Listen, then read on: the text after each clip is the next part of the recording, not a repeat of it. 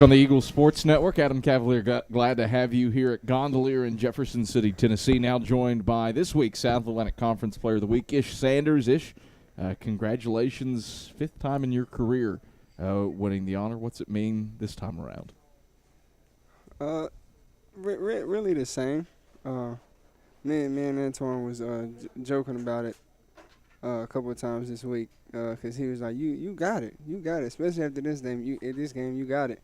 And I was like, "No," because every time you have it, somebody does something spectacular, like score 52, and so now we're just stuck. But I mean, he obviously was right, and I mean, he was real happy for me. He's probably like my main cheerleader, like my main man, and he was happy for me. So You guys seem to be playing off one another at a increased, heightened level here over the last 4 weeks to a month and a half or so. Do you get that sense?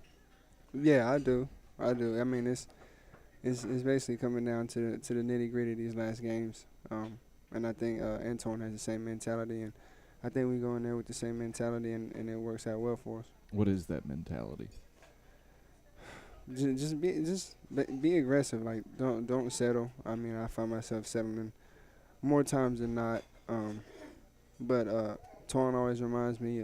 Jared always reminds me. My team always reminds me that just being aggressive helps his team out and getting to the line. How big has Jared Johnson been over the past 5 games or so? Had that little string of 4 consecutive where he was scoring double digits. What's it been like adding him as almost a third primary scorer in addition to you and Antoine? I knew it was only a matter of time. Because he works hard. He's always in the gym. And he deserves everything he's getting right now. And he's being aggressive. We call him our leader rusher, because he once he puts his head down, there's no stopping him. But he's doing well, being aggressive, getting better at the free throw line, and just getting everybody involved at the same time. And I feel like his role has increased, and he's done very well with it. Let's talk about the free throw line. You and Antoine were perfect, flawless, 19 of 19 combined against LR. Is there anything that you're doing to take that even-keeled approach, game in, game out? I mean, I really just at the free throw line, I talk to myself. If that's not weird. I talk to myself. I basically just tell myself that I work at them, and I just tell myself that this next one's good, and it works. Now, is this out loud or is this an internal monologue? I believe if you're filming and you zoom the camera in on my mouth, you can see it moving. But you're not actually audibilizing the words. Nah. Not loud if it is. So if you're telling me the gym was absolutely pin drop quiet, we could hear you say, "Ish, you're gonna make this. Ish, you're gonna make this." No, I don't say my name. I don't. I just tell myself that I've worked at these enough to not miss them, and they're easy points. So that's the process. That's what I do. Talking to yourself in your head. That's what I do. What does Antoine Davis do? Torn don't even. He just makes them. I don't think he has any kind of. any process? There's no process to him. He just knocks them down like they're easy for him. So, how much? Asked Chuck this in this segment prior. How much of an emphasis have you guys put on free throws as a team after it's essentially what ended your season last year in the South Atlantic Conference semifinals against LMU?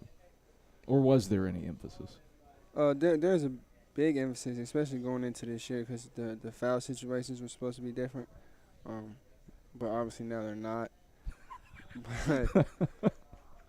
But I just think everybody just really soaked in what he said about free throws, and everybody's just trying to get on the right page, and everybody's been working on them.